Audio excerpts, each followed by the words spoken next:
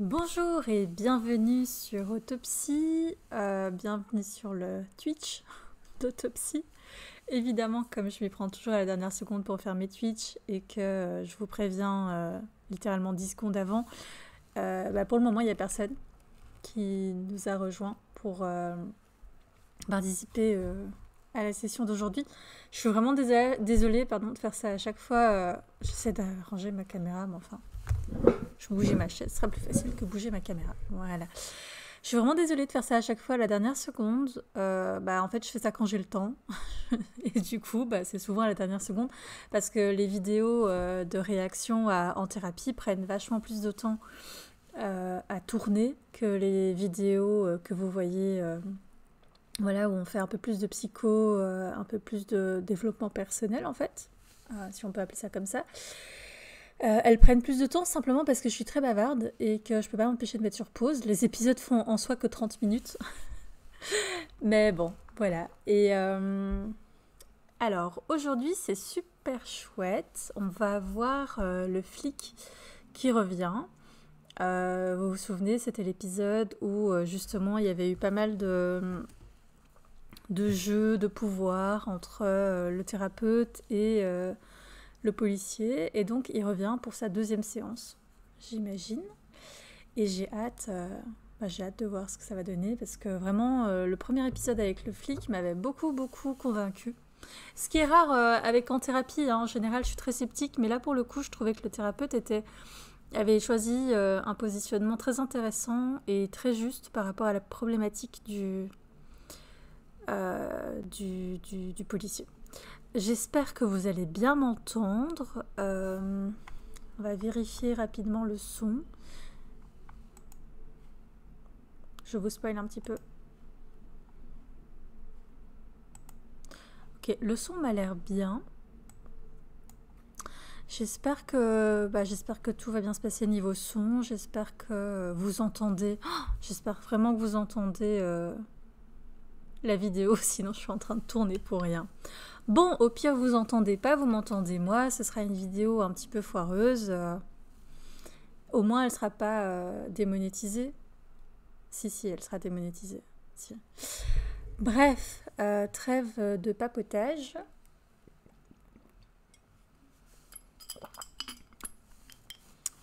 On se lance.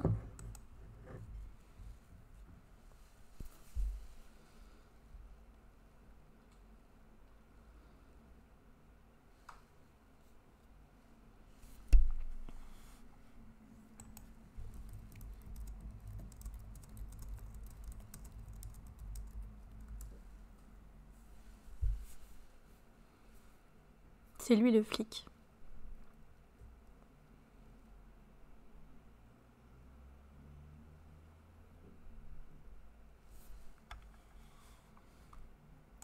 Ça fait littéralement 33 secondes que ça a commencé et je peux pas m'empêcher de faire un commentaire.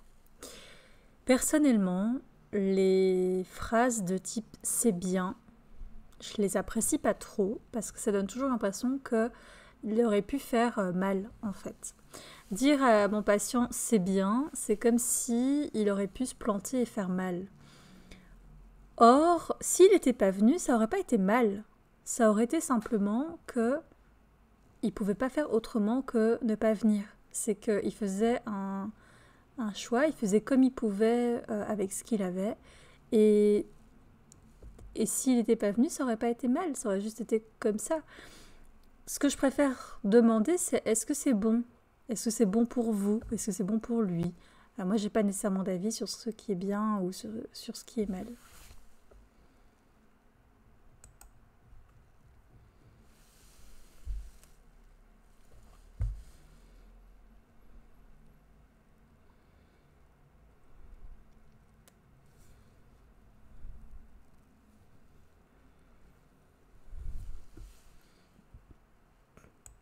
Pour rappel, le policier avait été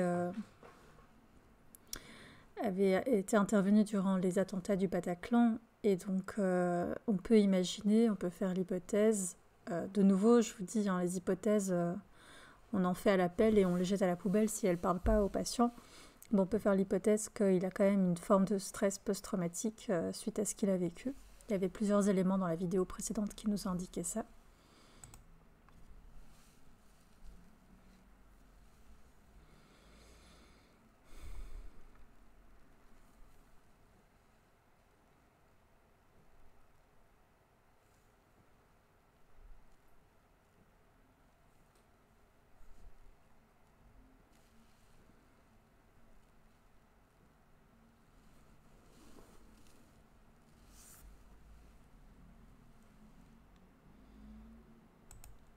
Ça donne déjà l'impression qu'il commence, hein.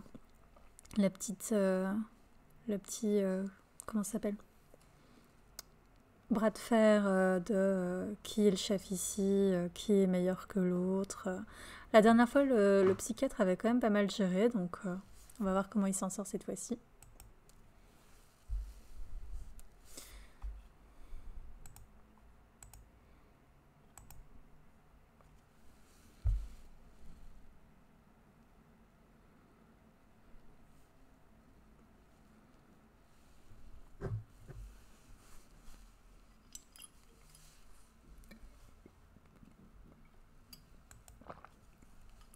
Pourquoi est-ce qu'on préférerait que le monde extérieur reste à la porte? Et pourquoi est-ce qu'il fait une distinction entre le monde extérieur et le monde intérieur? Comme s'il n'y avait pas d'interaction entre les deux.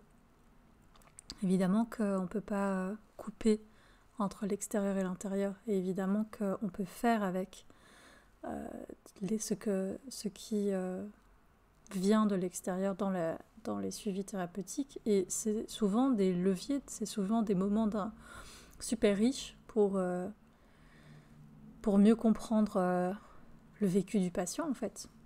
Par contre, là où c'est important d'être attentif, c'est à ce que ce monde extérieur ne vienne pas faire, effraction à l'intérieur du cadre sécurisant de la thérapie. Et donc, c'est pour ça que une fois que la porte du local est fermée, on ne laisse pas n'importe qui rentrer sans toquer. Voilà, il y a plein de choses comme ça qui sont importantes. Et si ça arrive, c'est intéressant de se demander qu'est-ce qui fait que c'est arrivé. L'exemple le plus intéressant, je ne sais pas si c'est le plus intéressant, mais un exemple intéressant, je trouve, c'est les appels téléphoniques des patients. C'est les patients qui oublient de mettre leur téléphone sur silencieux avant de venir. Et ça fait effraction, en fait. Et c'est intéressant de voir comment la personne va gérer ça, si elle va répondre, si elle va pas répondre, si elle va nous demander à nous si elle peut répondre, comment nous on va répondre ou pas à cette question.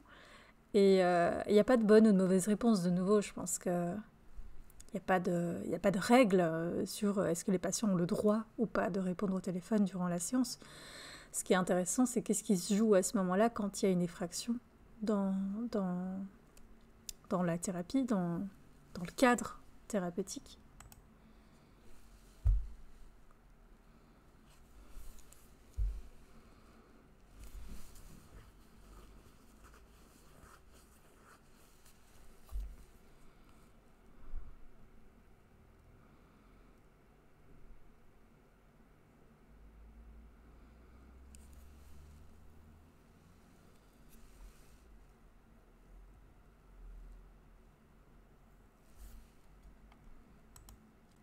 Vous sentez comme directement, on est en train de mettre le thérapeute sur le banc des accusés. Il n'est pas là pour faire sa thérapie, ni son procès, ni son... Comment ça s'appelle quand les policiers viennent vous interroger. Voilà, c'est ni son interrogatoire. Ça fait peut-être 1 minute et on a déjà plus parlé du thérapeute que du patient. Mais ce qui est intéressant, parce que même si on a plus parlé du thérapeute que du patient, ça parle du patient. Donc, à voir comment est-ce que le thérapeute va utiliser ça comme levier pour le suivi.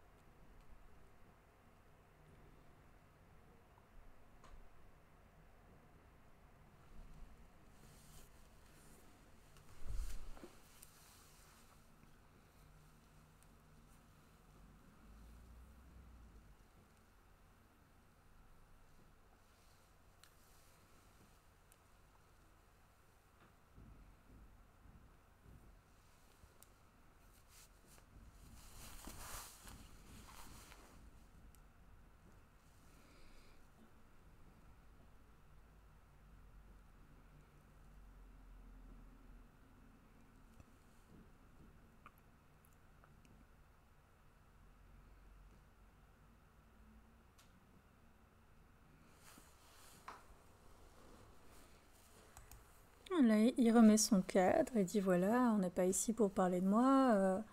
Moi, je vous ai proposé de venir dans la mesure où, bon, là, son deal, c'était que vous puissiez dire tout ce qui vous passe par la tête.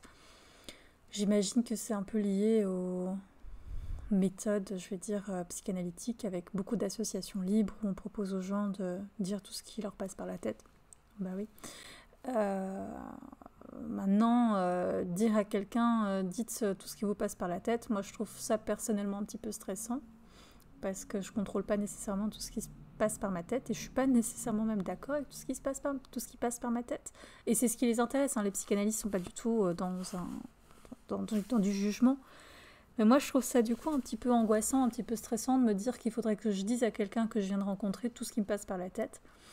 Je trouve ça plus intéressant d'offrir aux patients un espace suffisamment sécurisant et suffisamment contenant pour qu'il se sente autorisé et qu'il s'autorise finalement lui-même à déposer les choses qu'il a envie de déposer et de les déposer de la manière dont il a envie. Du coup, je l'aurais personnellement pas formulé comme ça, mais bon, j'imagine qu'il doit avoir des hypothèses derrière ça qui sous-tendent sa proposition.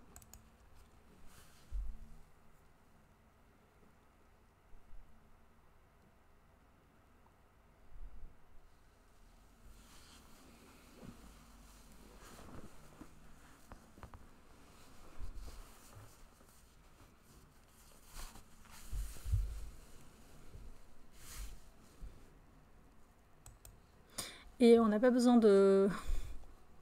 On n'a pas nécessairement besoin de vous l'apprendre, hein. Je veux dire, là on lui a appris, mais en vrai, les gens savent très bien quoi dire pour rassurer les autres, que ce soit un psy ou autre chose, hein. Si vous n'avez pas envie qu'on vous aide, vous savez très bien quoi dire pour qu'on vous aide pas, hein. Pas compliqué.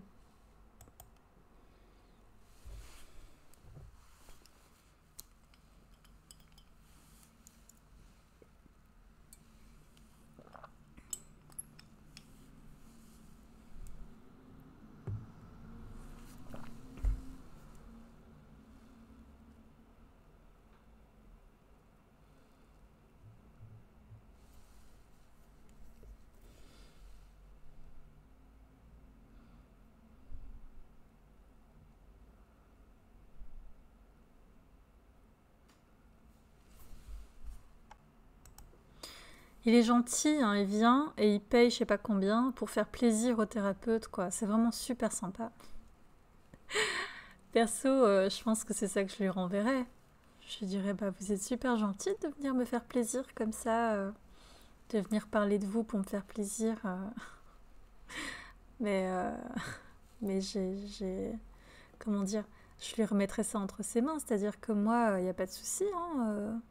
Bah, a priori, il y a d'autres patients qui viendraient. Enfin, je ne vais pas me retrouver sans emploi parce que monsieur en particulier ne vient pas. Par contre, si lui se sent assez à l'aise, qu'il a envie, qu'il est intéressé, il est tout à fait le bienvenu, il peut venir.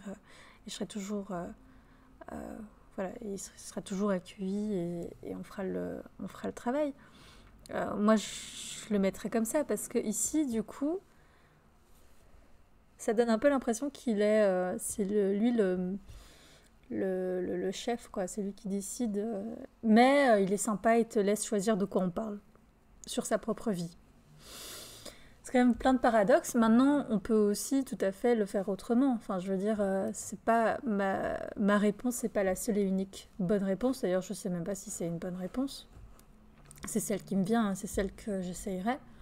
Avec sincèrement le fait que c'est pas juste une technique, hein, c'est sincère, que pour moi il n'y a pas de souci et que si des thérapies, par exemple ici d'associations d'idées, lui conviennent pas, si ça lui parle pas, que ça fonctionne comme ça, il y a d'autres types de thérapeutes qui existent. Par exemple en thérapie cognitivo-comportementale, certains thérapeutes, pas tous, hein, je voudrais pas caricaturer parce qu'il y a autant de types de thérapie qu'il y a de thérapeutes et qu'il y a de patients. C'est super important. Donc, vous imaginez la quantité de types de thérapie. Les thérapies cognitivo-comportementales vont peut-être un petit peu moins être sur l'association d'idées et peut-être plus dans le factuel. Et du coup, peut-être que ça correspondrait mieux à monsieur. Il n'y a aucun souci, ça n'enlève pas de ma valeur, ça n'enlève pas de la valeur du patient, ça n'enlève pas de la valeur même des thérapies systémiques en ce qui me concerne ou des thérapies psychanalytiques par rapport au psychiatre ici. C'est juste que faut trouver chaussure à son pied, quoi. Maintenant, je trouve ça intéressant qu'il continue à venir chez un psychanalyste alors que il y croit pas. En tout cas, ce qu'il dit officiellement, c'est qu'il y croit pas. Donc, peut-être ça dit quand même quelque chose du fait que même si officiellement il y croit pas, peut-être que inconsciemment ou quelque part, il pense quand même que ça lui ferait du bien, quoi.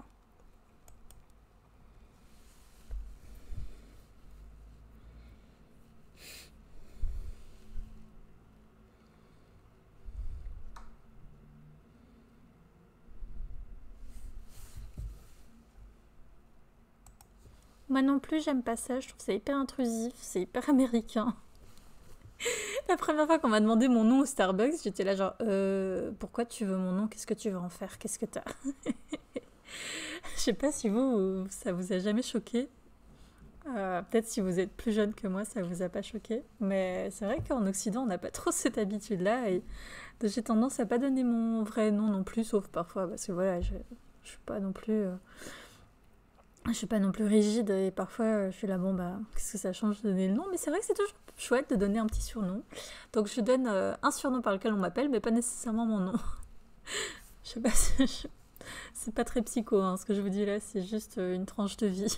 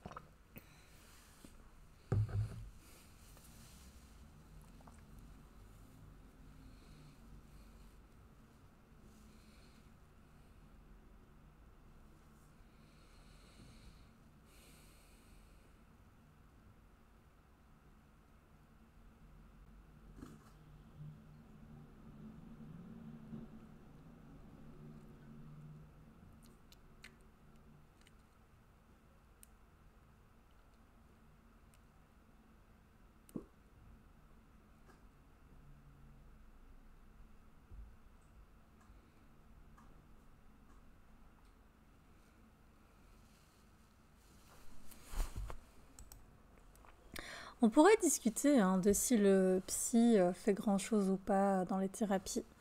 Il y a des thérapies où les psys sont plus... Ah, bonjour, il y a un spectateur, bienvenue. Installe-toi confortablement.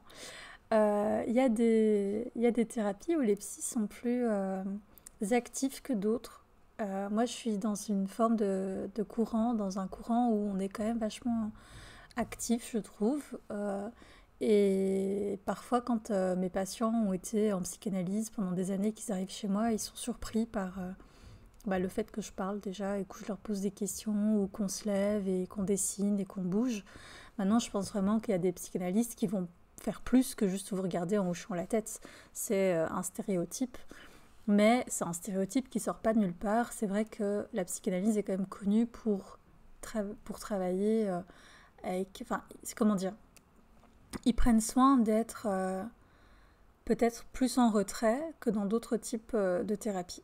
Et ils ont une manière de travailler où, moi je me souviens, je vous l'ai peut-être déjà dit, mais j'avais ma prof de psychanalyse à l'UNIF qui nous disait que le psychanalyse, son travail, c'était de cueillir la pomme genre une milliseconde avant qu'elle ne tombe. Donc la pomme, elle allait de toute façon tomber, elle était de toute façon assez mûre et le patient, du coup, il y était déjà. Et comme il dit, il avait déjà fait tout le processus pour y arriver et le thérapeute, il va faire genre le truc qui va permettre de décrocher cette pomme. Je sais pas, moi je suis pas psychanalyste, je sais pas à quel point c'est juste, à quel point ça résonne peut-être avec les psychanalystes de nouvelle génération. Mais clairement, moi j'ai tendance à être plus proactive, plus active dans le suivi. Et l'idée, c'est vraiment d'être à côté du patient, c'est-à-dire ni devant ni derrière lui. Maintenant, je vais faire des propositions, on va explorer ensemble. Je suis autant au travail que lui, on est une équipe. Et donc, cette question, je la trouve pas complètement enfin, pas complètement dénué de sens. Je veux dire, c'est normal de se demander ce que son psy fait quand il passe juste toutes les séances à nous regarder et à hocher la tête. Après, chez les psys, il y a aussi des planqués, quoi. Je veux dire, c'est aussi un job où tu peux passer toute ta vie à juste hocher la tête et tu reçois quand même ton salaire. Ça existe aussi. Et, et bon, oui, moi je suis pas très pour les planqués, que ce soit d'ailleurs chez les psys ou ailleurs, bah, il y a toujours des gens qui sont planqués. Moi j'ai une éthique de travail super exigeante, j'adore mon métier. Et du coup, bah oui, c'est les gens qui font juste qui font que hocher la tête et qui font rien durant les séances. Je pense que c'est rare, mais moi je les juge personnellement. Voilà, je suis pas trop dans votre camp, les gars. Parce que les patients, ils viennent, ils vous payent. C'est quand même une question de service rendu. En tout cas, l'idée, c'est que vous puissiez au moins vous donner les moyens d'aider les gens. Et, euh, et les gens, ils se montrent vulnérables, les gens, ils vous amènent les moments les plus durs de leur vie. Bah, je trouve que éthiquement, je peux faire plus que simplement être planqué et recevoir mon salaire à la fin du mois. Et donc, mais ça, c'est rare. Enfin, j'espère que c'est rare des psys qui sont planqués. Après, je pense que le fait que je sois active, que je sois plutôt active comme psy, c'est pas nécessairement ce qui convient à tous les patients non plus. Et je pense qu'il y a des patients qui préfèrent des thérapeutes qui vont avoir une position plus je sais pas, de soutien, qui vont hocher la tête simplement durant les séances et puis qui vont faire ce petit décrochage de pommes finales. Alors, hocher la tête, c'est vraiment une grosse caricature. Excusez-moi, amis psychanalystes, de vous caricaturer comme ça. Mais comme il dit, c'est vraiment un travail de processus, donc ça se limite clairement pas à ça. De nouveau, petit disclaimer, si vous êtes psychanalyste et que vous avez envie de venir discuter avec moi et me dire à quel point j'ai tort sur votre orientation, je suis absolument prête à l'entendre. Donc n'hésitez pas à m'envoyer un message.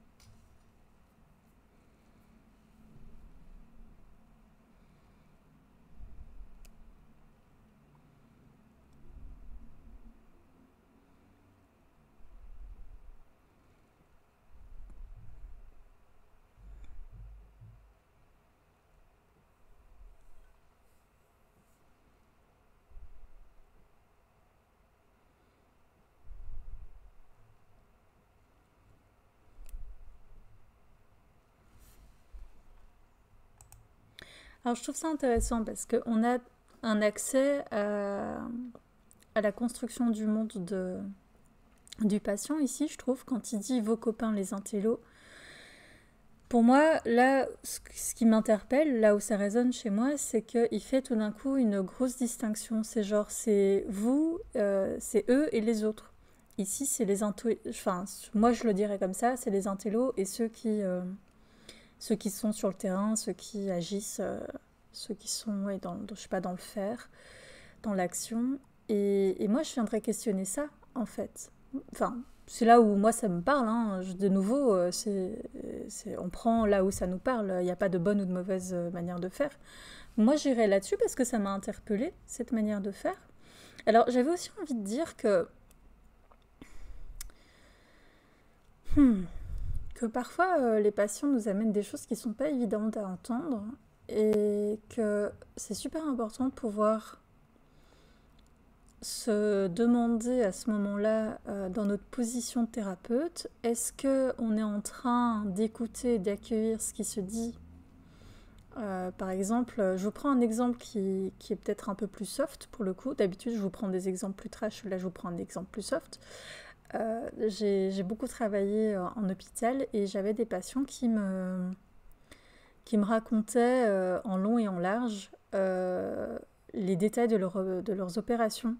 Et franchement, je vous passe les détails parce que c'était dégueulasse. J'ai pas envie que vous vous évanouissiez devant votre PC. C'était dégueulasse. Heureusement, je suis pas trop sensible à ces sujets-là, donc ça allait. Mais je me suis souvent questionnée, et d'ailleurs, il y en a certains, je les ai arrêtés parce que quand on nous raconte ce genre de choses, parfois on est pris dans une espèce de fascination juste très humaine de l'événement. Hein, c'est comme quand on ralentit, quand il y a un accident sur le bord de la route. Notre attention est prise par ça. Et parfois, je réalisais, bon, j'étais assez jeune, c'est les premiers jobs que j'ai fait, c'était à l'hôpital. Donc j'étais en début de carrière et donc c'est quelque chose que je devais entraîner et je pense qu'aujourd'hui c'est déjà beaucoup plus clair pour moi. Mais parfois je réalisais qu'en fait, en écoutant le discours du patient sur les choses entre guillemets trash qui lui étaient arrivées, en fait j'étais plus dans une position de thérapeute, j'étais en train de petit à petit de passer dans une position, je sais pas moi, de spectateur, hein, comme ces voitures qui ralentissent en allant aller quand il y a un accident. Et c'est super important, je crois, quand on est thérapeute, de se poser la question de tiens, est-ce que là je suis en train d'accueillir l'histoire, le vécu du patient dans ma place de thérapeute, ou bien est-ce que, comme lui, parce que je pense que c'est en résonance, c'est en miroir, est-ce que comme lui je suis pris par le trash de l'événement? Je sais pas si vous me suivez, je sais pas si c'est très clair, parce que c'est quand même assez subtil ce que je dis là. Et c'est super important que je me pose cette question parce qu'en fait, ça l'aide en rien. Si je me mets dans une position de spectateur, je l'aide pas. Je l'aide pas plus que ses amis à qui il l'a peut-être raconté, sa famille à qui il l'a peut-être raconté. Si je suis consciente que, ok, si je l'accueille dans une position de thérapeute, bah déjà, je vais être beaucoup moins collée au contenu. Et pour un thérapeute, je pense que moins on est collé au contenu, plus on va pouvoir aider les gens, parce que j'ai pas besoin de savoir ce qui s'est passé après, et ce qui s'est passé après, et ce qui s'est passé après. Par contre, je trouve ça intéressant de savoir comment vous vous êtes senti à ce moment-là, comment vous vous sentez maintenant, comment ça s'est passé entre les deux, et donc comprendre le processus, qu'est-ce que vous vivez aujourd'hui par rapport à ça et tout. Ça m'intéresse beaucoup plus que de savoir si Mireille a eu, je sais pas moi, son 4 heures, ou est-ce qu'elle a dû jeûner jusqu'à 16 heures. 4 heures, 16 heures. Jusqu'au soir, vous avez compris. Le détail en tant que tel ne m'intéresse pas. Par contre, savoir comment chacun a vécu les choses, c'est quand même vachement plus intéressant. Donc ça, c'est vraiment un questionnement hyper important à avoir quand on est thérapeute face aux patients. Et ce qui me dérange un peu avec le psychiatre ici, c'est qu'il a quand même fort tendance à demander et qu'est-ce qui s'est passé après, et comment ça a été après, et l'histoire l'intéresse beaucoup en fait. Et je vois vraiment pas ce que c'est un intéressant. Je veux dire, ça m'intéresse quand je lis un livre ou quand je regarde un film, mais quand je suis face à un patient, ça m'intéresse d'accueillir son vécu, pas les faits. Je sais pas si vous voyez ce que je veux dire. Dites-moi si ça vous parle. Ou si vous êtes choqué d'entendre que dans les faits, je m'en fiche de savoir si vous avez acheté un pantalon jaune ou un pantalon vert. Moi, ce qui m'intéresse, c'est de savoir comment vous êtes senti quand vous avez acheté le pantalon, comment vous êtes senti quand vous êtes sorti du magasin, quelles sont les pensées qui vous sont passées par la tête, et qu'est-ce que vous en faites aujourd'hui, et qu'est-ce qui fait souffrance dans ce processus d'achat de pantalon. Donc, qu'est-ce qui fait que vous m'en parlez aujourd'hui, hein? Je ne sais pas si vous voyez.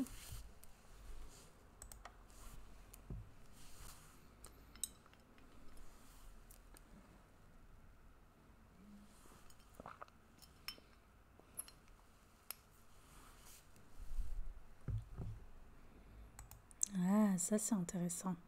Enfin une bonne question.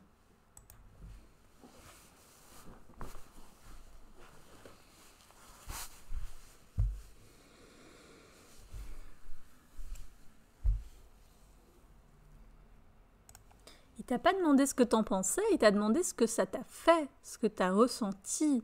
C'est intéressant, ça montre que il est dans la pensée, dans la tête, même quand on lui demande ce que ça lui a fait, parce que tu peux très bien être très clair avec ton cadre de travail et te dire c'est normal d'être dans de la violence, je l'ai choisi, ça fait partie de mon job et j'ai pas de souci avec ça. Mais que ça te fasse quand même quelque chose parce que t'es un humain et que tu es traversé par des émotions et que ça te fait quand même quelque chose. Et même au niveau de ton corps, il y a des choses qui se passent. Donc c'est intéressant, ça montre un petit peu comment il y a est-ce qu'il y a une communication ou pas, comment ça passe la communication. Il y a certainement une communication, mais comment elle se passe la communication entre son cerveau, ses pensées et son corps et ses émotions.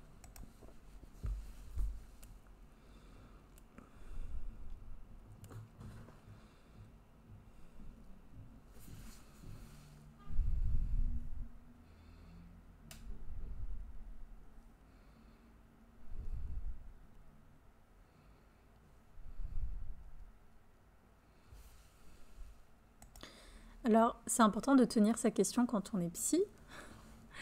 J'espère qu'il va lui reposer la question en disant « Non, non, qu'est-ce que vous avez ressenti ?» Parce que là, il dit « Pour répondre à votre question, ça m'a pas traumatisé. » Il lui a pas demandé « Est-ce que ça vous a traumatisé ou non ?» Ce qui aurait été franchement une question un peu bof. Il lui a pas demandé ça. Mais il n'est pas non plus en train de répondre à la question en dehors. Hein.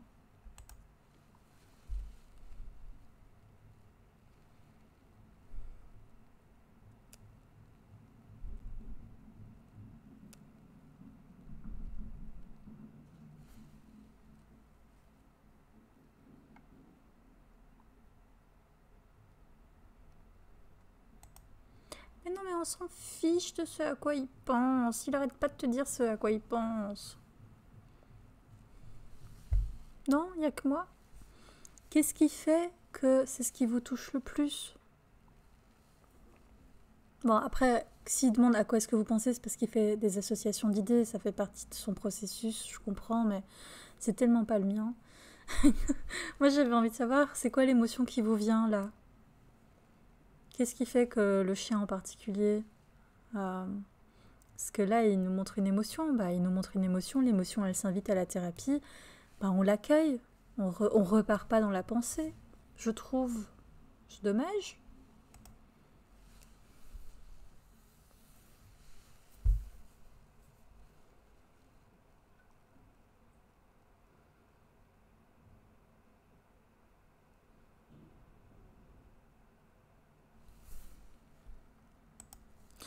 Il fait des associations de pensée et c'est top hein, parce que c'est ce qu'il veut. Mais franchement, c'est pas tous les patients qui vont te dire quand j'ai vu le chien mourir, j'ai pensé à mon père qui m'a acheté un oiseau en Algérie, quoi. Enfin, je sais pas. Peut-être qu'il y a plus de. Peut-être que si je faisais ça, je verrais plus de patients qui font ce genre d'association. Peut-être. Mais ça me surprend quand même.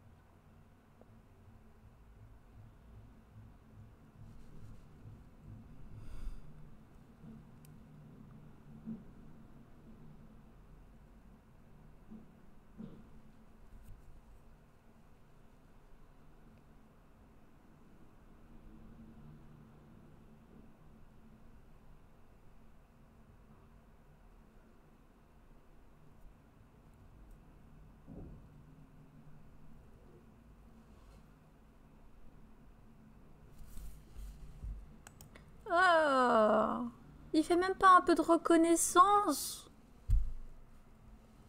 Mais c'est super triste qu'un enfant de 7 ans vive un truc pareil. On a le droit de réagir hein, quand les patients ils nous parlent. Mais c'est super triste.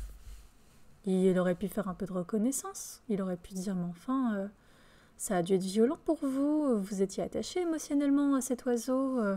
À 7 ans, c'est pas évident. Qu'est-ce qu'il représentait pour vous, cet oiseau Comment votre père a réagi, comment votre mère a réagi, comment ça s'est passé, comment est-ce qu'il a réagi quand il vous a vu pleurer, ça nous aurait donné plein d'indicateurs, j'allais dire, mais d'infos quelque part sur comment est-ce que ce gamin a appris à gérer ses émotions dans son enfance. Et là, il revient dans la conversation sempiternelle de quoi est-ce qu'on a le droit ou pas parler dans la thérapie. Mais pour une fois, il t'amène un truc. Pourquoi tu retournes sur le sujet chiant, là?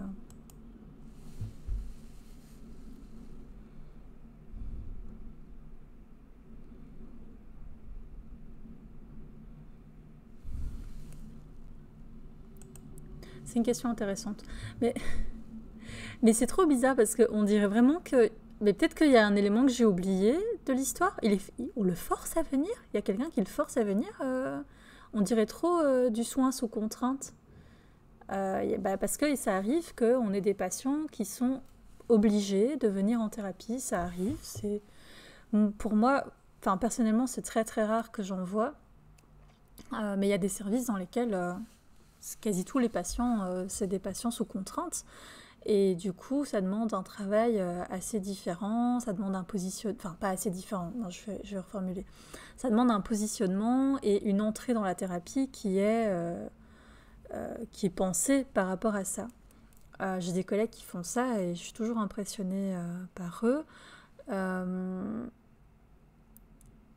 J'avais un petit peu ça quand je travaillais à l'hôpital et que je devais faire une évaluation systématique des patients qui entraient en chimiothérapie. Mais c'était vraiment, vraiment pas comparable. Parce que moi, je leur demandais simplement si ça allait moins bien. Et voilà, ils étaient tout à fait libres de me dire je veux pas vous voir. Et ils auraient été légitimes de refuser de voir un psychologue. Je veux dire, pourquoi pas, hein, c'est pas obligatoire. Donc, moi, je ne l'ai pas trop vécu, mais ça donne vraiment l'impression ici que le patient, il est sous contrainte, alors que je pensais qu'il venait de son propre... de son plein gré, quoi, non? Je sais pas, j'ai oublié une info. Dites-moi hein, si j'ai oublié qu'en fait, il était sous contrainte.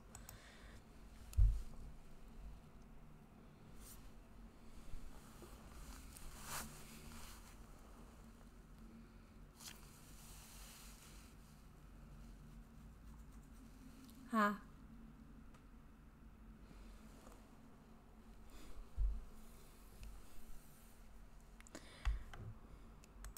Ok, donc c'est pas sous contrainte, merci.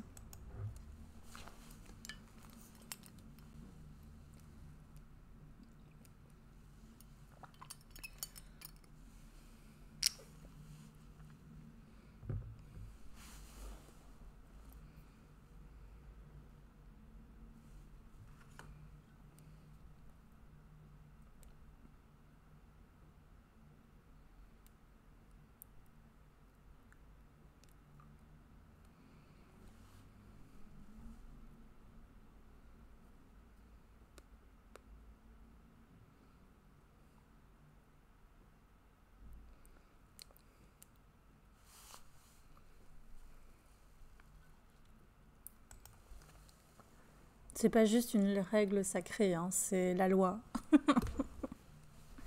C'est important que c'est pas juste parce que lui, il croit à une règle sacrée, c'est la loi. Moi, ce que je ferais là, quand même, c'est que j'expliquerais au patient comment fonctionne son système nerveux et pourquoi il est tout le temps dépassé. On n'a pas nécessairement besoin de retourner dans des traumas d'enfance, dans les relations parents-enfants, etc., pour pouvoir soigner les gens. C'est quelque chose qu'on peut aborder, ça dépend du moment, ça dépend de la personne, ça dépend du thérapeute aussi. Par contre, ce que je trouverais super intéressant, ce serait de lui expliquer à ce monsieur comment fonctionne son système nerveux et pourquoi est-ce qu'il est saturé maintenant. Et c'est un peu le sujet de ma chaîne, hein, c'est l'idée que mieux on se comprend, mieux on comprend comment on fonctionne, mieux on peut être là pour soi-même et par exemple être dans la bienveillance vis-à-vis de soi. Mais en tout cas aller vers un mieux-être. Et donc, ce monsieur, j'ai bien envie de lui montrer la vidéo sur le système nerveux. Si vous ne l'avez pas vu, c'est les 2 premières vidéos de la chaîne, je crois, qui sont... faudra m'excuser, j'avais pas encore la technique et j'étais encore un peu stressée, mais en tout cas, l'info y est. Je les referai peut-être un jour. Donc du coup, je vais pas vous réexpliquer le système nerveux ici, mais je pense que c'est vraiment super important de faire ce qu'on appelle du coup de la psychoéducation auprès des patients et de leur expliquer. Et ça ne veut pas dire qu'une fois que je lui ai expliqué, je ne peux pas quand même venir travailler tout ce qu'ils vont travailler là maintenant et tout ce qu'ils vont discuter. Je pense que c'est complémentaire en fait.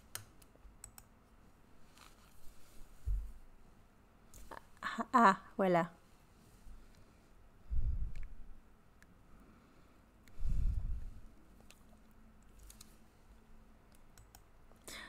Je coupe, j'arrête pas de couper, mais c'est important, sa violation, donc la violation du secret professionnel est punie par la loi, sauf, c'est le seul moment où on peut transmettre certaines informations et pas n'importe lesquelles, c'est quand la personne soit se met en danger, soit met en danger quelqu'un d'autre. Donc en gros, si vous me dites en sortant du cabinet, je vais me suicider, je ne peux pas vous laisser sortir et je ne vais pas appeler la police et dire Madame Machin veut se suicider. Non, je vais travailler avec vous, on va voir ce qu'on peut faire pour que vous sentiez mieux, pour que vous soyez prise en charge. Et si vous me dites en sortant d'ici, je vais tuer mon mari, de nouveau, je ne peux pas faire genre ah bah oui, c'est le secret professionnel, bye bye, bon meurtre. Non, ça, c'est pas des choses qui arrivent. Donc évidemment, c'est pas des choses. Enfin. Si j'ai vraiment très peur, je veux dire, peut-être que je vais téléphoner directement à la police ou quoi, j'en sais rien. Mais c'est beaucoup plus intéressant de dire, tiens, qu'est-ce qui se passe ici? Qu'est-ce qui se joue? Comment est-ce qu'on peut faire en sorte? Parce que quelqu'un qui en arrive à commettre un meurtre, peut-être il se sent pas très bien, peut-être qu'il y a de la souffrance. Donc c'est des choses qu'on travaille, mais c'est pas le sujet. Tout ça pour vous dire que le secret professionnel, il est quand même... comment est-ce qu'on dit, balisé par cette règle-là, mais qu'un psy va pas non plus le faire après. Enfin, si je pense que c'est quelque chose je pense que c'est pas juste moi, je le vois chez mes collègues, dans les conférences, etc. C'est pas quelque chose qu'on fait dans votre dos, c'est pas quelque chose qu'on fait sans vous. C'est juste que si à un moment, un de mes patients a des idées suicidaires actives où il se dit, bah voilà, là je rentre chez moi et je me suicide, et qu'il me le dit, je vais lui dire, monsieur machin, moi je peux pas vous laisser là-dessus, quoi, je peux pas vous laisser sur ça, donc qu'est-ce qu'on fait? Comment on fait? Qu'est-ce qu'on fait? Comment on travaille? Etc. Donc ça fait partie du job. Donc c'est quand même important de le dire, je trouve. Alors de nouveau, c'est pas tellement une question de contenu, donc ça veut pas dire que tout d'un coup je vais avoir le droit d'aller dire... d'aller déballer toute la vie de mon patient, etc. Vraiment pas, non. Mais c'est juste que cet élément-là, il est super important et il ne sera pas pris à la légère. Et de nouveau, c'est pas automatique. Donc d'abord, on voit avec le patient ce qu'on peut faire pour lui et on force pas les gens à, je sais pas moi, à rentrer en psychiatrie ou des trucs comme ça. On les force pas, quoi. C'est quelque chose qu'on travaille avec eux. En tout cas, pour la plupart des psys avec qui je travaille et toutes les conférences que j'ai faites, c'est toujours ce que j'ai entendu et je trouve ça assez juste.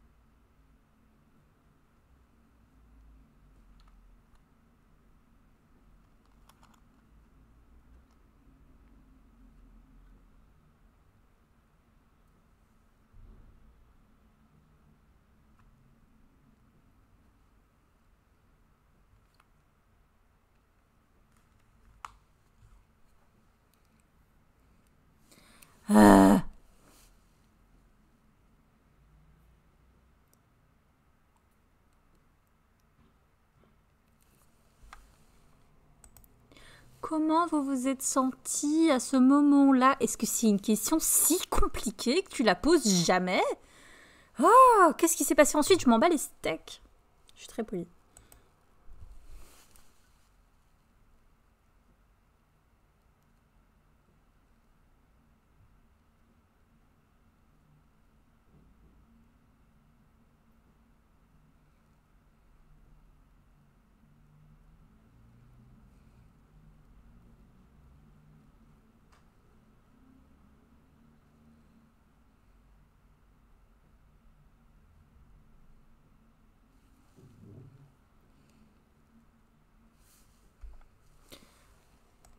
Mais pourquoi tu lui donnes la réponse de sa propre émotion, bon sang? Pourquoi tu fais de la projection? Pourquoi tu lui dis pas comment vous vous êtes senti? Pourquoi tu lui dis ça a l'air très angoissant? Tu peux simplement lui demander si lui, il sentait de l'angoisse, il te le dirait. Ah, désolée.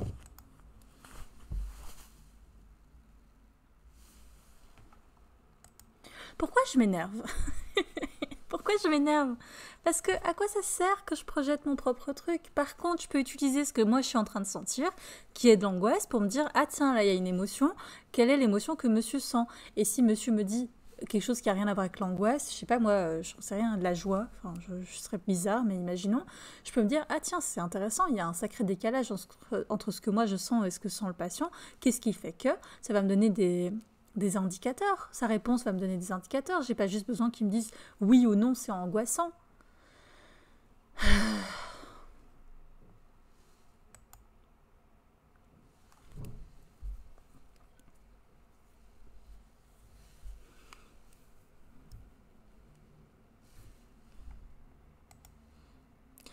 Bon, on va dire que c'est pour les besoins scénaristiques, hein, ces questions de relance.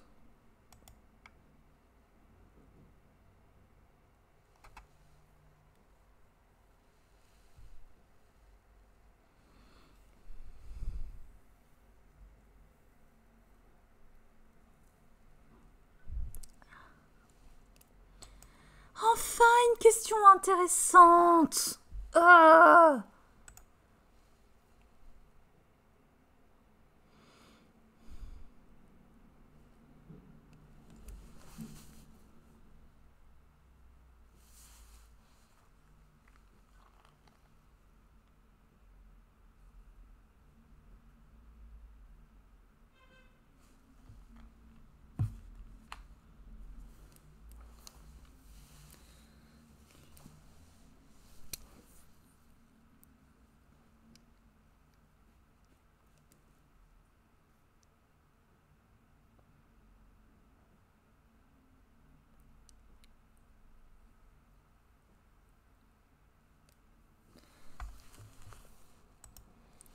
est-ce que vous savez dans votre tête, est-ce que vous avez déjà intellectualisé pourquoi? Bon. Bon. Est-ce que j'ai encore besoin de m'énerver et de répéter les mêmes choses? Je pense que vous voyez où est le problème dans cette scène. Je sais pas ce que vous en pensez.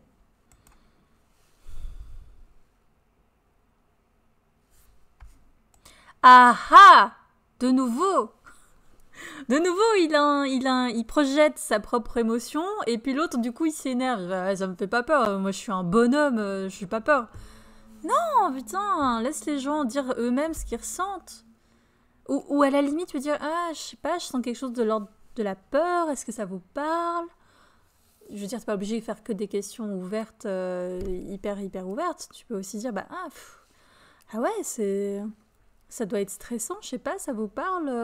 Et puis tu laisses un peu ouvert aux gens, parce que si tu leur imputes des émotions, surtout que dans son identité, monsieur machin, il a pas le droit d'avoir peur, bah, qu'est-ce que tu veux qu'il fasse d'autre que s'énerver? Enfin...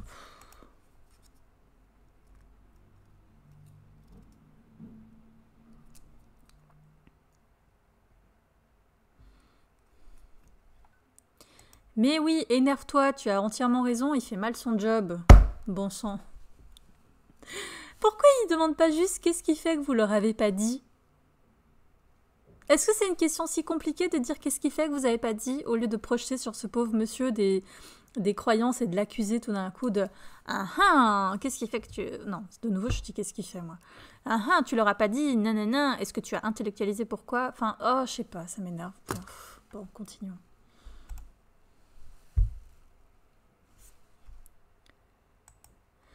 Mais pourquoi il fait ça? Allez, à chaque fois j'essaye de me dire c'est pas grave, on passe à la suite. Mais pourquoi il dit vous étiez gêné de... Mais laisse-le parler, pourquoi tu interprètes tout? Pourquoi tu lui projettes des trucs dessus? Oh les gars, je vous promets, ça se passe pas comme ça chez les psys. Je vous promets, on vous accuse pas. Je vous promets, on vous balance pas des interprétations comme ça au visage. Je vous promets, vous pouvez aller chez des psychologues. Ils seront pas... En fait, qu'est-ce qui fait que je suis aussi touchée? C'est que c'est violent en fait. ce qu'il fait là, c'est violent pour un patient. Le monsieur, le policier, ça lui met... il se met dans une position de vulnérabilité à laquelle il n'est pas habitué. Il se sent fragile même, au-delà de ça.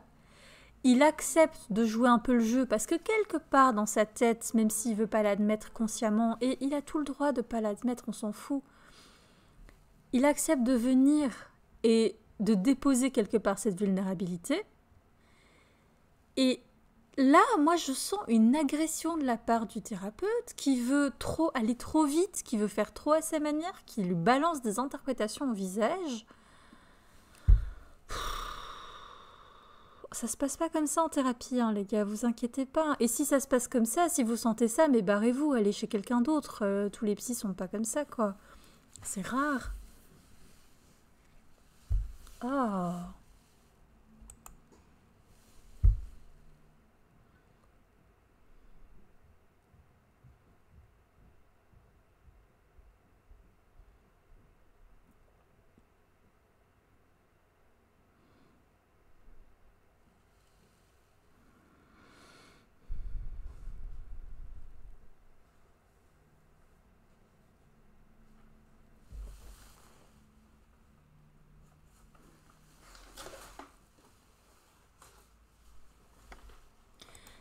Oui, arrête.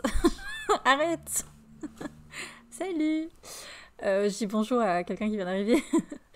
Arrête, c'est chiant ce que tu fais. Il fait que de l'interprétation. Ah, t'entends rien de quand moi je parle ou t'entends rien de la vidéo? Parce que ce serait quand même dommage hein, que vous entendez rien depuis le début. Ah oui, bah écoute, c'est possible. J'espère que j'ai pas fait toute la vidéo sans que vous entendiez rien. Je vais monter le son, on verra si tu entends.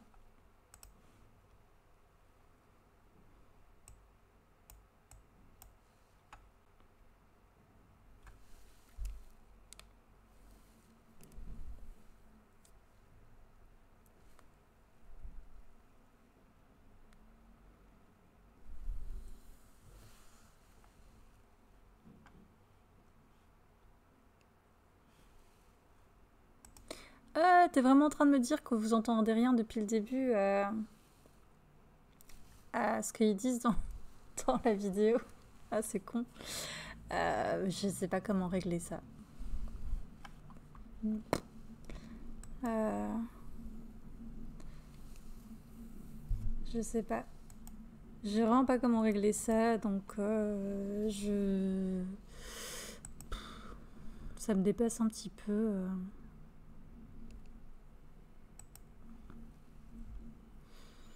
Au pire, je continue et vous vivez ça comme un podcast à un seul sens. Au pire, ce sera une vidéo ratée. C'est pas la fin du monde. Bah pourtant, le son, il vient quand... c'est étonnant, il vient... comment dire, le micro bouge quand ça... Allez, quand il parle, ça bouge. Donc, je pensais que du coup, ça marchait. Mais en plus, j'ai rien changé par rapport à d'habitude. Bon. Désolée si vous entendez pas depuis le début. On continue quand même. De toute façon, franchement, sur 16 minutes, sur 1 heure, c'est moi qui ai le plus parlé. Et eux, ils ont parlé 16 minutes et moi 1 heure, 45 minutes. Donc, dans le tas, vous m'aurez au moins entendu, moi.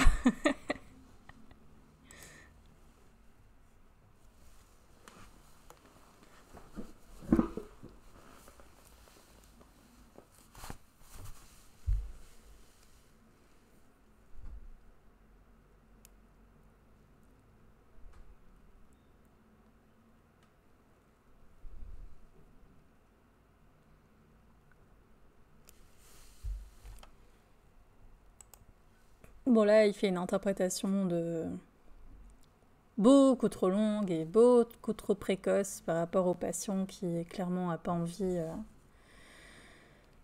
et pas prêt, je pense, à entendre des choses aussi confrontantes sur lui. Et en plus, l'interprétation, elle est intéressante seulement si elle vient d'abord du patient qui amène des éléments et que peut-être nous, on peut essayer de mettre un petit peu en forme pour... et le renvoyer vers lui et il nous dit si ça lui parle ou pas. Là, il compose tout un truc Une très jolie histoire, hein, soit dit en passant, mais je, je pense que oui, ça va lui parler dans une certaine mesure, mais est-ce que c'est ce qui va être le plus utile pour lui? Est-ce que c'est ce qui va lui permettre de se soigner là maintenant? Franchement, je suis pas convaincue.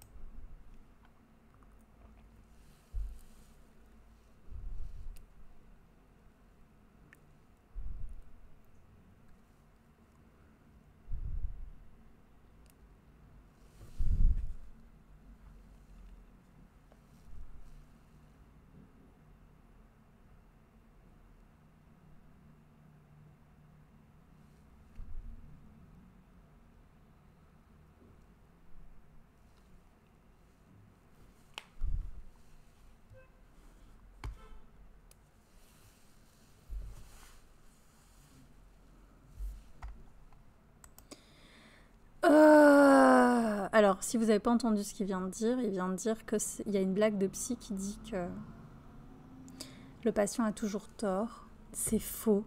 C'est vraiment faux. Genre, je sais pas si c'est une blague, c'est que ça fait rire vraiment que lui, que lui, je sais pas. Alors peut-être, enfin certainement que ça a été le cas pendant très longtemps. On a considéré que les patients ne savaient pas, que c'était à nous, enfin à nous, j'étais clairement pas là. C'était aux psychologues, aux psychanalystes, parce que au début c'était surtout que de la psychanalyse, de leur apprendre la vie, que le thérapeute était un expert qui savait mieux et qu'il allait, par son expertise, sauver les gens. Ça fait j'allais dire des siècles, probablement pas des siècles, parce que la psychologie reste quand même une science relativement récente, mais ça fait des décennies, voilà, que c'est plus du tout quelque chose qu'on dit. On se considère pas comme expert, on considère pas qu'on sait mieux que le patient, on considère que le patient fait partie de l'équipe et qui sait mieux que nous. Donc c'est une position assez particulière dans un métier où, comment dire, on a... C'est pas tous les jours qu'on a un job où notre but, enfin notre positionnement, c'est de pas savoir. Vous voyez ce que je veux dire? Et on fait des formations, on s'entraîne, etc. Mais une des choses auxquelles on s'entraîne, c'est d'être dans une position basse où on ne va pas considérer qu'on sait mieux que le patient. Par contre, on peut découvrir avec lui et on peut apprendre de lui comment lui fonctionne et comment lui peut être une personne plus... qui va mieux en fait, qui se sent mieux. Donc non, vraiment pas. C'est pas du tout le but de mieux savoir que l'autre. Surtout pas. C'est scandaleux. Franchement, je trouve ça scandaleux de dire ça.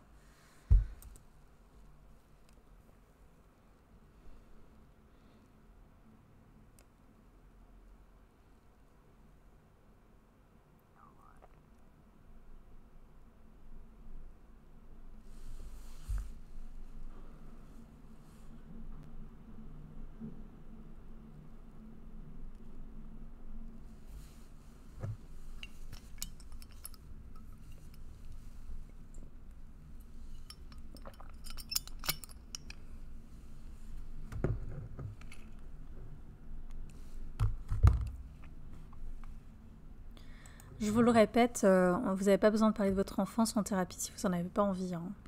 Je veux dire, oui, nous, évidemment, on va s'autoriser à vous poser des questions dessus si on estime que c'est pertinent. Vous n'êtes pas du tout obligé de répondre.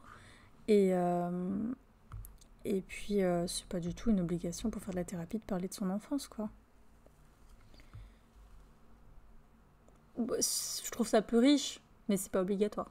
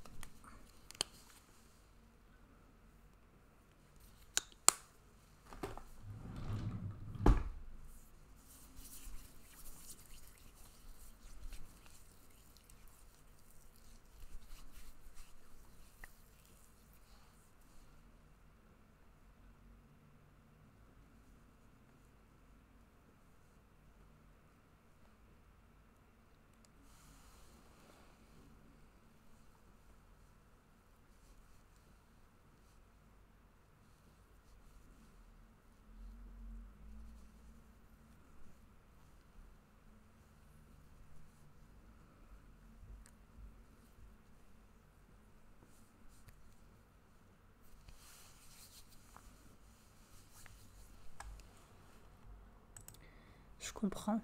Oui, tu comprends, et du coup, quand tu te dis que tu comprends, tu refermes. Quand un psy se dit qu'il a compris, en fait, il est en train de se refermer, enfin, de rendre plus étroit sa vision du patient, parce qu'il se dit qu'il a compris. C'est toujours important, même quand on dit je comprends, hein, c'est toujours important de garder en tête et à l'intérieur, dans son positionnement de psy, c'est toujours important de se souvenir que, en fait, on a certainement compris qu'une partie et qu'on l'a compris avec notre propre grille de lecture et que du coup, même cette partie-là, on ne l'a pas entièrement comprise. Je ne sais pas si vous me suivez. Mais dans ce que dit le patient ici, il y a deux choses qui sont intéressantes. C'est déjà la question identitaire, hein, mais ça on en parle depuis le début, qu'il y a cette question d'identité de sauveur. Et on y met un peu plus de sens, là, avec cette histoire. Il y a la question de l'identité d'arabe, qui comment dire, à l'opposé de laquelle il se définit, hein, il se définit comme pas arabe, vous voyez ce que je veux dire? Et la question de la transmission du trauma intergénérationnel, de la transmission d'un traumatisme familial. Et on peut faire une hypothèse qui de nouveau va lui parler ou pas lui parler, que peut-être le métier qu'il pratique aujourd'hui est une forme de réparation ou de sauvetage des membres de sa famille qu'il ne pouvait pas sauver, puisque de toute façon il n'était même pas né, mais pour sortir un peu de cette impuissance-là. C'est une hypothèse qui serait intéressante, mais qui mettrait du sens. Mais en thérapie, juste mettre du sens, c'est pas nécessairement suffisant, voire même souvent ça l'est pas, parce que ça met du sens. Donc ça remplit un besoin du cerveau qui est de mettre du sens, donc ça peut apaiser une certaine partie de la souffrance, mais ça ne vient pas permettre d'expérimenter, d'expériencer, de vivre quelque chose de différent, et donc ça ne va pas soigner d'avoir mis du sens. Faut pouvoir expérimenter quelque chose de différent aussi. Enfin, il me semble. Maintenant, il y a sûrement des exceptions, hein, il y a sûrement des cas où c'est pas, où juste mettre du sens, ça suffisait, mais je pense que ici, dans ce cas-ci, simplement mettre du sens là-dessus, ça suffit pas, même si c'est intéressant, et si le patient, ça lui parle, ça va être pertinent, ça va être un levier, ça va être soutenant, etc. Il va pouvoir en faire quelque chose, et c'est ça qui va permettre peut-être de soigner.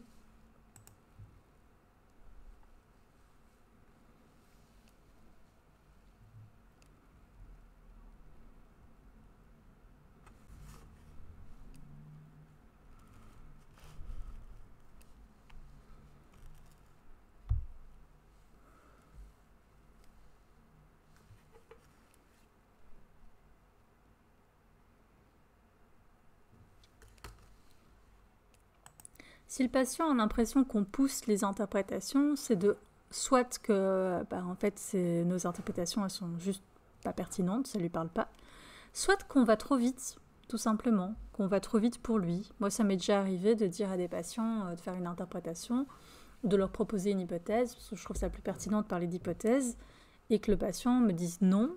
Et puis, 6 mois plus tard, le patient revient avec ce que j'avais dit, mais il ne se souvient pas que je l'avais dit, il n'y a pas de souci avec ça. Hein.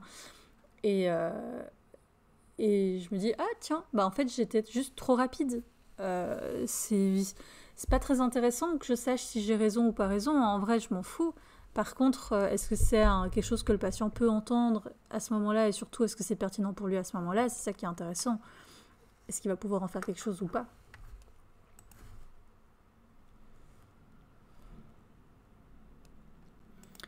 Une autre chose que je trouve importante, c'est qu'il vient en nous disant qu'il veut pouvoir continuer à être fonctionnel à son job.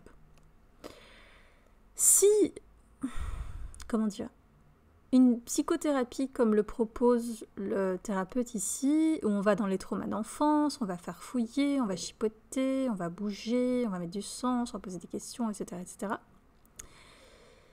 Je pense que c'est important d'entendre où en est le patient en fait.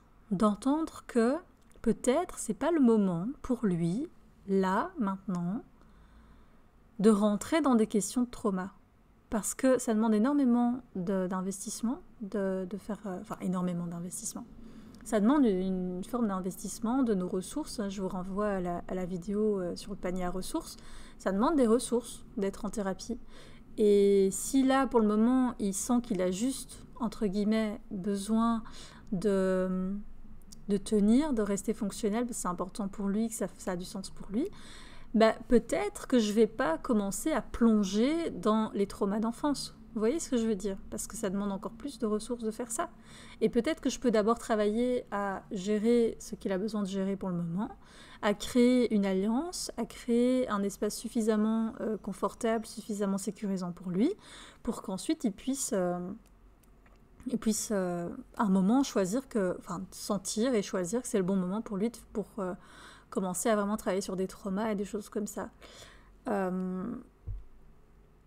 Là, moi je me dis, avec tout ce qu'ils ont ouvert ici, monsieur il va retourner au travail demain, il va se retrouver de nouveau face à des situations qui vont lui rappeler, et il n'aura plus trop sa carapace, il n'aura plus trop son armure, pas parce que lui aura choisi de s'en séparer pendant un moment, mais plus parce que le thérapeute a un petit peu été tapé dedans.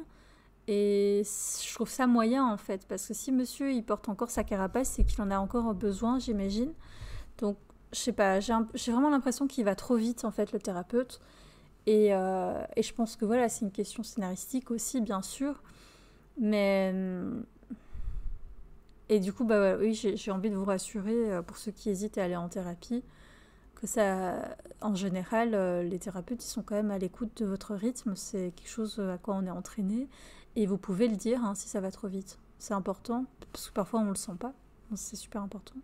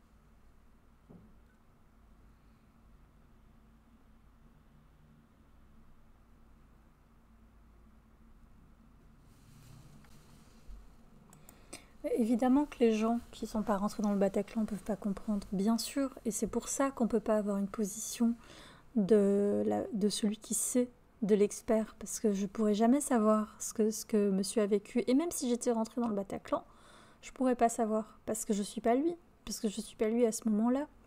Donc il a entièrement raison de rappeler ça, et il a entièrement raison de se sentir, je dirais, agressé, parce que... Enfin, comment dire, par la position du thérapeute ici.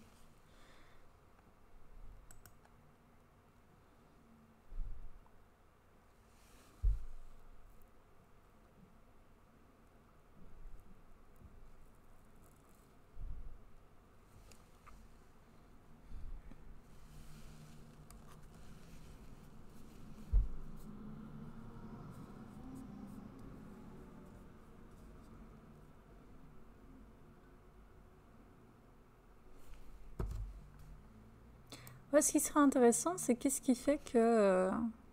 comment dire, comment vous vous sentez quand votre femme fait ça? Ça donnerait aussi peut-être une indication sur comment il se sent quand le thérapeute fait ça.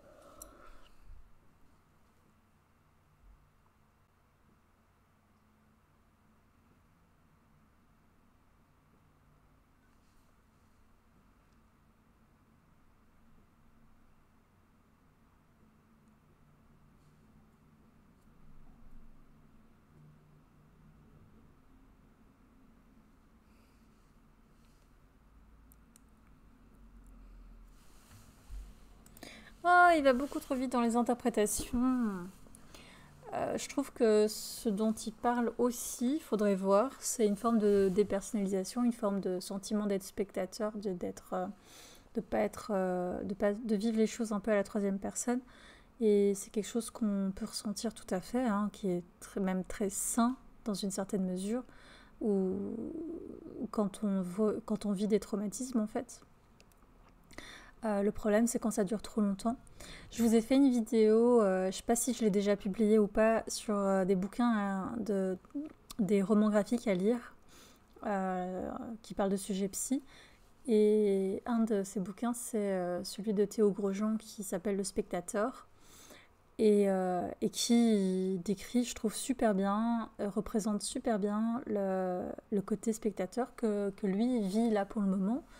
Euh, Ça pourrait être intéressant si ça vous intéresse d'approfondir un peu le sujet.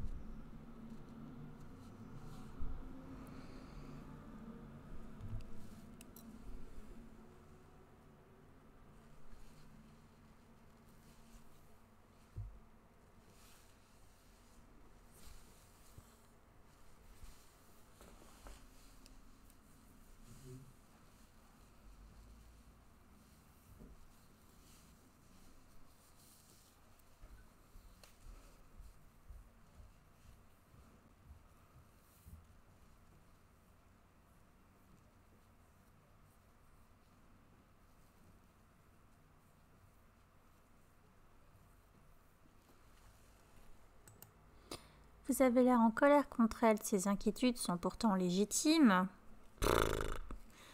Qu'est-ce que vous ressentez là maintenant quand vous en parlez? Qu'est-ce que vous ressentez quand elle vous dit ça? Qu'est-ce que ça vous fait? Qu'est-ce qui vous vient? Ça c'est intéressant comme question.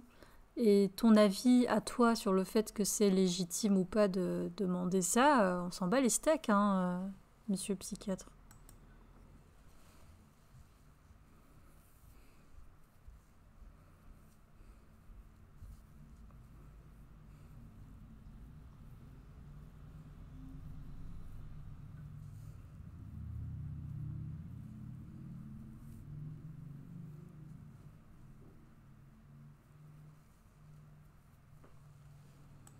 Ouais, ça c'était intéressant. Qu'est-ce qu'elle ne comprend pas?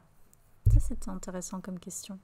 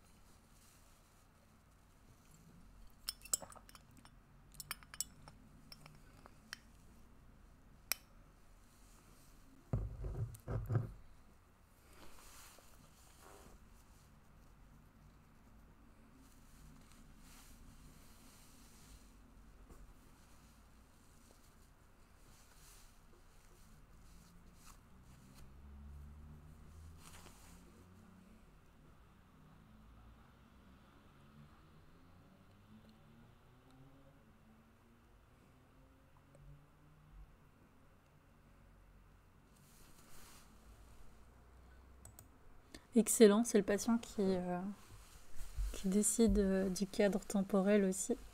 Bon, ça montre bien la dynamique entre eux. Bah, il y a plein de croyances ici hein, du patient. Tiens, c'est étonnant, j'ai rien à dire. J'ai rien à dire. Tiens, c'est bizarre, non? Pour une fois que je parle, que j'ai pas de commentaires. Bah, on va laisser continuer.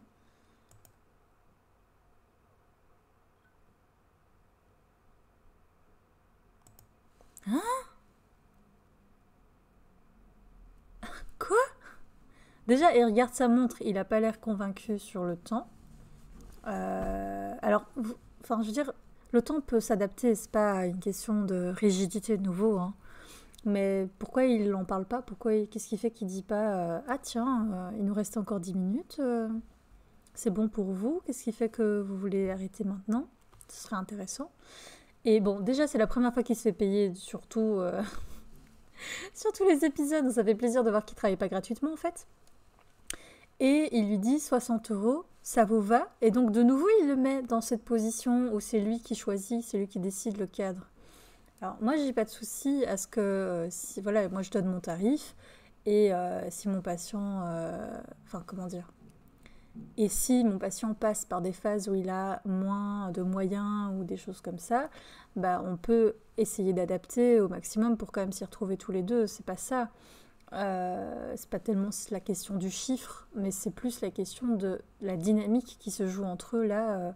Quand il lui dit ça vous va, il n'est pas en train de lui dire, par exemple, il faut pas que l'argent soit un frein au suivi. Donc dites-moi si jamais à un moment ça devient compliqué ou quoi, n'hésitez pas à me le dire et on trouvera un moyen de s'arranger, voilà. Donc c'est plus intéressant de poser la question comme ça. Enfin, c'est pas plus intéressant, c'est intéressant de voir comme lui, il a pas posé la question comme ça et que du coup il se remet dans une position basse par rapport au policier. Et le premier épisode entre deux, c'était vraiment des jeux de positionnement, donc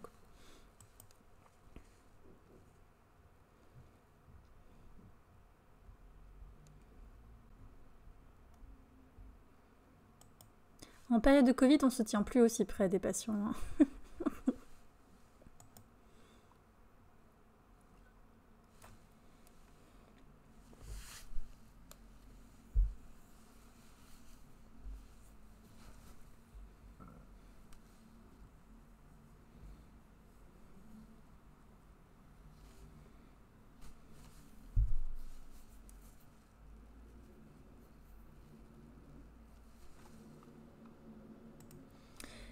Et voilà, c'était l'épisode 7, je crois, sur 35. On n'est pas sorti de l'auberge, mais j'espère que ça vous a intéressé, malgré le fait que apparemment vous n'avez pas entendu l'épisode. Vous avez entendu que ma voix. Je suis vraiment désolée. Mais en fait, quand il n'y a personne pour me dire, je ne sais pas comment faire pour vérifier. Faudrait que je vois. Il y a sûrement que Twitch a pensé à ça et qu'il doit exister un moyen de vérifier que vous entendez bien tout. Je vais essayer de m'améliorer sur ce point la fois prochaine. Bah écoutez, si vous voulez être tenu au courant des prochains Twitch, si la seule chose à faire, c'est me suivre sur Instagram. Désolée. Ma chaîne Instagram, oula, je vais y arriver. Ma page Instagram, c'est autopsie, AUTOPSY /Nina. Et c'est là que je mets en story en général quand je fais un Twitch. Et alors aussi, vous pouvez me suivre sur Twitch et vous recevrez un mail à chaque fois que j'en commence un. De toute façon, cette vidéo, vous allez la retrouver sur YouTube. Et voilà. Je vais essayer de faire d'autres en thérapie pour l'été. Et puis, je vous fais des gros bisous et je vous dis à tout bientôt. Bye!